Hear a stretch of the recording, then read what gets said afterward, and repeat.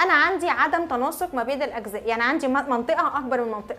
خلينا الاول نفهم هو الفيزيولوجي بتاع الجسم بيختار الدهون اللي عايز يحرقها منين.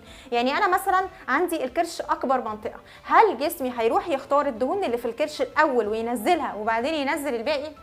بالعكس تماما، جسمي بيختار من كل منطقه زي التانيه، يعني بنسب متساويه. فبالتالي انا لو عندي كوم صغير وكوم كبير وباخد من ده قد ده، الصغير هيصغر قبل الكبير، هيفضل الكبير باين. وبالتالي الناس تيجي تقول لي ايه دكتوره انا نزلت، والله نزلت وفي المقاسات نزلت جدا، بس بحس ان بطني بتكبر، يعني كانها بتقبل بره. انا بقيس بالمزوره بلاقيها نازله بس باينه. ليه؟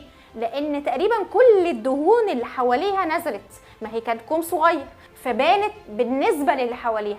وده اللي بيعمله ايه بقى؟ ده اللي بيعمله جلسات تنسيق القوام او تفتيت، ان انا باجبر جسمك انه يحرق لك الدهون في المنطقه اللي مضايقاك اللي انا عملت